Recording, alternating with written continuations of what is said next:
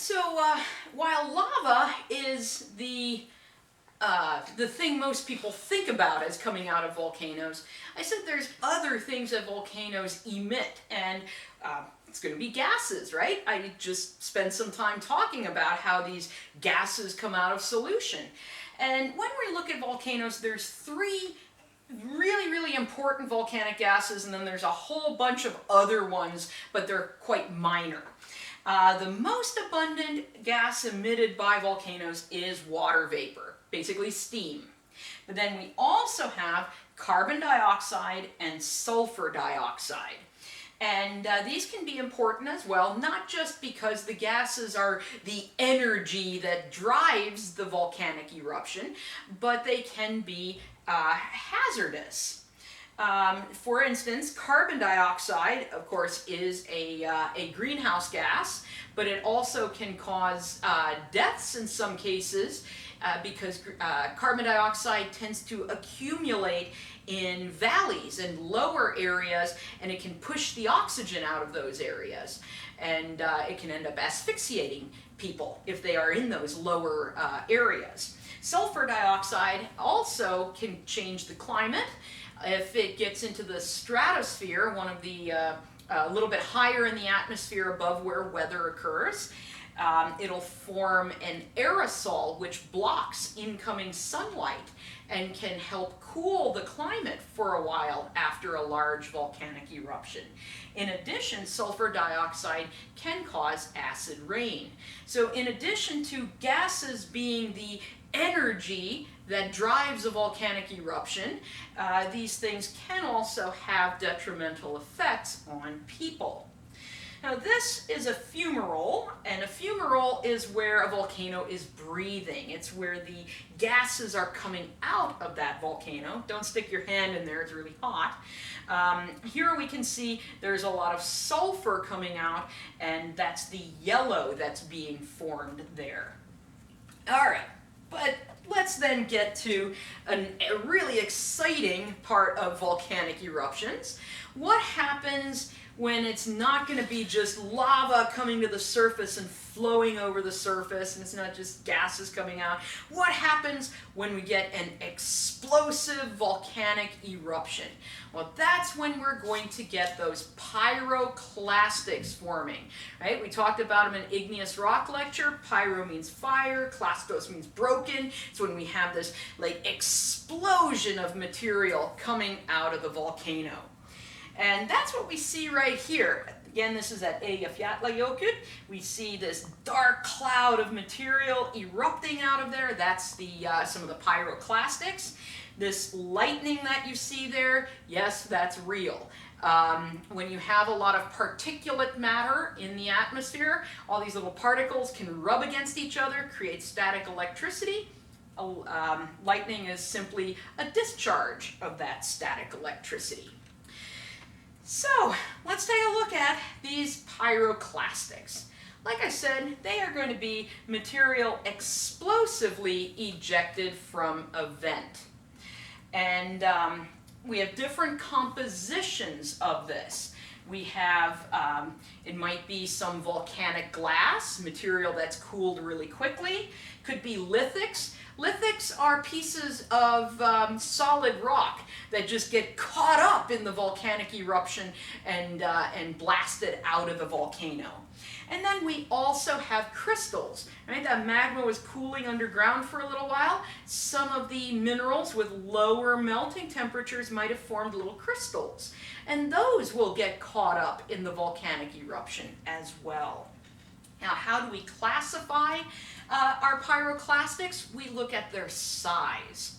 The smallest is called ash. Ash is less than 2 millimeters in diameter, so really small, and it's mostly glass. If you look at ash under a microscope, it has all kinds of little sharp edges, so it's something that you definitely don't want to breathe in. It's very hazardous to your health. Now, if this ash gets blasted into the atmosphere and travels for a bit of a distance, it's going to cool down and it's going to settle out of the atmosphere and it's going to pile up like what we see here. This white is volcanic ash. This is in New Mexico, but it came all the way from California. So it was nice and cold when it settled down. So you can walk up to it and you can poke it and it's all powdery and it's just these little powdery pieces of volcanic glass. However, if that ash settles down when it's still hot, it's going to start fusing together, basically kind of melting. The heat sort of melts it together again a little bit, and you create a rock like this called volcanic tuff. But there's more than just ash. There's going to be bigger pieces that get erupted out of the volcano, and one of those is lapilli. Lapilli is anything 2 to 64 millimeters in diameter, so like up to about that size. And this is usually going to be pieces of pumice. And pumice is this very lightweight rock. It has all kinds of little holes in it. In fact, pumice will float on water. When I was a little kid, I thought that was awesome. My dad's a geologist, and after Mount St. Helens exploded, he brought me a bunch of pumice, and I still remember sitting in the bathtub like I have magical rocks that float. Okay, hey, I was a kid, come on. All right, what we're looking at here, this is in Germany, in the Volcaneifel, and see all these little fragments in there? They're definitely bigger than 2 millimeters. Those little fragments are lapilli. It was cold that day. All right, and then last but not least, if we have bigger pieces being erupted out of the volcano, then we're either going to have bombs or blocks, and these are going to be bigger than that 64 millimeters in diameter. What's the difference between a bomb or a block? Well, a block, when it's erupted out of the volcano, is solid. A bomb is molten, or at least semi-molten. And what happens then, as this bomb flies through the air, air resistance is going to shape it into a teardrop shape, like what we see right there. So this was still liquid as it's flying through the air, and the air resistance shaped it into that nice aerodynamic teardrop shape. Now, the sign behind it says that it's the biggest real lava bomb in the world. Now, I don't know if that's true, but I will tell you I've never seen one bigger than that. But, you know, I haven't been everywhere in the world yet, so, but that's a really big lava bomb. Most of them aren't that big. Most of them are kind of like fist-sized or maybe up to about this size. Let's see some lava bombs forming in action. We're going to go to a volcano in Italy. We're going to go to Stromboli and take a look at how these form.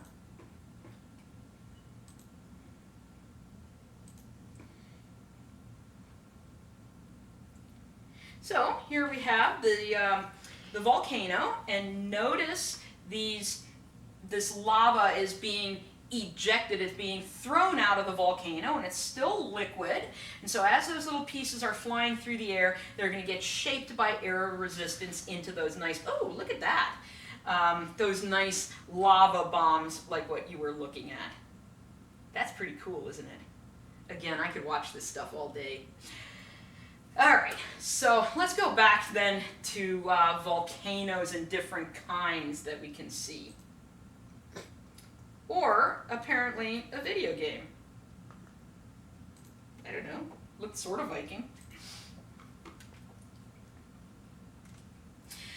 All right, so as you travel the world, hopefully one of these days we can again, one of these days when we're like not corona'd into our houses, hopefully we can travel around, take a look at all kinds of different volcanoes that exist. And most people, if I would say, draw a volcano, I get this like cone-shaped mountain with snow on the top, kind of like Mount Fuji or Mount Rainier, something like that. And yes, that is a volcano. But all volcanoes do not look like that. There are many different types of volcanoes that you can see created through different types of volcanic eruptions. And that's what we're going to do next in lecture. We're going to see all the various different kinds of volcanoes that are created. We're going to start with what are called flood basalts, or sometimes they're called flood plateaus. And in this case, the eruption that creates it is a fissure eruption. And a fissure is where the vent, and the vent is where the lava comes out, right, where the eruption comes from. In the case of a fissure eruption, the vent is this big long crack that opens up in the earth, and then lava comes out of that. And the lava that comes out is going to be a really low viscosity basalt, which then means it can flow a long distance from that fissure. And this is kind of the diagram of this. Basically what happens in your fissure eruptions, one of these cracks opens, the lava flows away from the crack, cools, becomes solid, then maybe another fissure opens, lava flows from it. And so this is not a single eruption. It's not like one fissure opens, lava comes out, and we're done. Oftentimes it's a fissure opens, lava flows out, the lava flows cool, another fissure happens, another one, and so you actually get a stack of lava flows on top of each other. The most recent large fissure eruption that has occurred was in 1783 in Iceland at Loki. And this is Loki, and we are seeing right there that fissure. It was something like, I don't have the number exactly memorized, but it was something like 30 kilometers long or 27 kilometers long, something like that. This crack opened and then lava flowed away from that fissure. Like I said, it's not usually just one single lava flow that comes out. It's usually a whole bunch. Do you see this kind of stair-step pattern here? This is off in the Columbia River Plateau in Washington State. Well, each one of those steps in that staircase is a lava flow related to this flood basalt eruption. Sometimes people ask me, well, what's the biggest eruption? And that's kind of a tough question to answer, because are you talking about biggest meaning the biggest explosion? Or are we talking the biggest as in the biggest volume of material erupted? Are we talking about the biggest number of people affected? What are we talking about with it? Well, if you're talking about volume of material erupted, these flood basalts are the biggest. They're not explosive. You're not going to get a big boom out of these, but you are going to get a whole lot of lava just flowing out and flowing out and flowing out. And to give you a good example of how massive these things can be, we're going to look at the Siberian traps. And the Siberian traps erupted about 800,000 cubic miles of lava that ultimately covered about 1.5 million square miles of land. What's that mean? That's about 6 states the size of Texas, or 2 states the size of Alaska covered in lava, or kind of the entire western United States, like west of the Mississippi River, all of that covered with lava. That's a massive amount of lava erupting out of that. Fortunately for us, these don't happen all that often. So just to give you an idea of the Siberian traps, up here Scandinavia, there's Moscow. This black line outlines the extent of the Siberian traps. So that's a huge part of Asia that was covered by lava long, long ago. All right, very similar to a flood basalt is something called a shield volcano, except in a shield volcano, you don't get a fissure, a big crack opening. You have a central vent, basically this one location in the middle of the volcano where all the lava is going to start flowing out. Now it is similar to those flood basalts because it's low viscosity basalt. It means it can flow far away from the vent. And because the shield volcano has this low viscosity basalt that flows a long way before it cools, it ends up having very gentle slopes. So these volcanoes aren't cone-shaped. They're actually just really, really wide and not real high. And if you look at them on a map, if you look down on them, they're usually going to be kind of circular to oval shaped. And a great example is Mauna Loa, which is one of the volcanoes that makes up the Big Island of Hawaii. This is a diagram showing our shield volcano. There's that kind of round map view.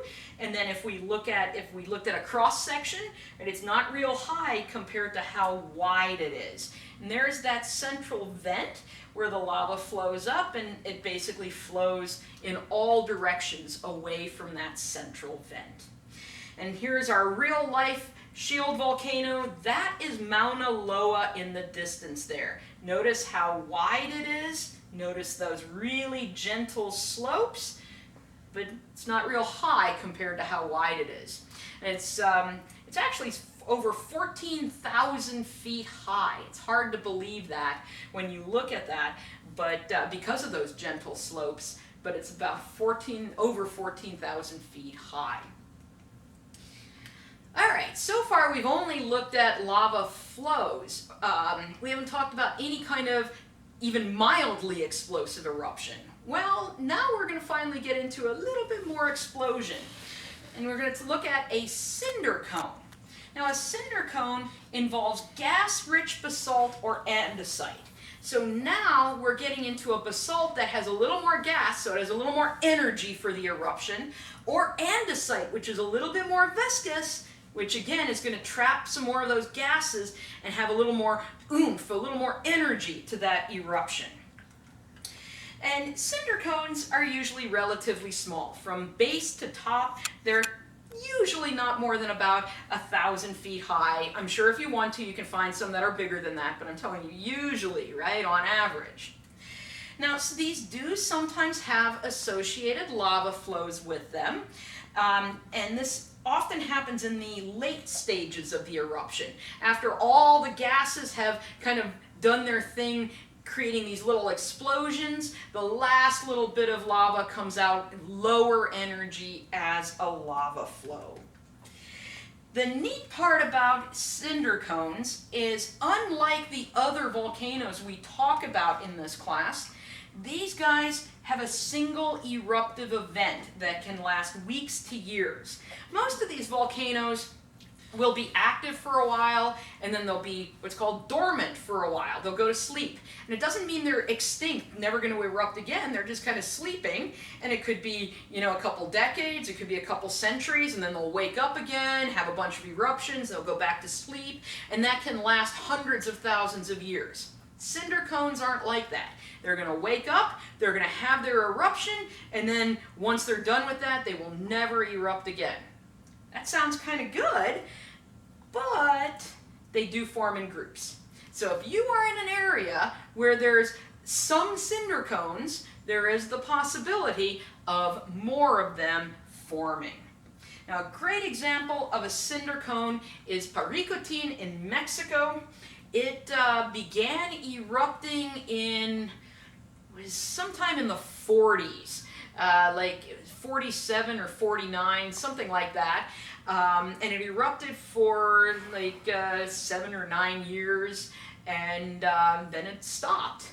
And what made it awesome was, what made it awesome for science was we got to see the life cycle of a cinder cone from birth to extinction.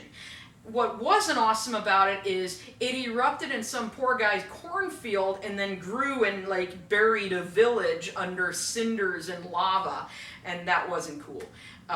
But it was interesting to learn about the life cycle of a cinder cone. We do have cinder cones here in the United States too, though. Now, what a cinder cone looks like, we have our magma chamber. The magma erupts. It has those, I showed you over on when the volcanic bombs were forming, right? You get these little explosions that throw a bunch of bombs in the air and they land and they build this up. That's how a cinder cone forms. These small explosions of these little lava bombs build up that cinder cone. Just like this, right? Little explosion, these lava bombs fly through the air, build up that cone. We do have them in the United States, like Sunset Crater, where I bought this t-shirt. Sunset Crater in Arizona. That first erupted in 1065 AD. So that's a very, very young volcano for the continental United States. And every time that I'm driving through that part of Arizona, I always wonder if I'll see a new volcano erupt, right? Because if we've had one, we could have another. This is what the inside of a cinder cone looks like. We can see where we've had those layers of the lava bombs building up like that.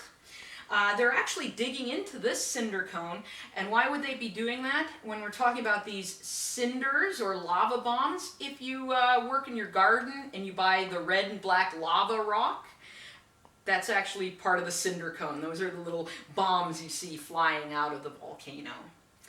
All right, we'll come back to some more of these fascinating volcanic landforms in Volume 3.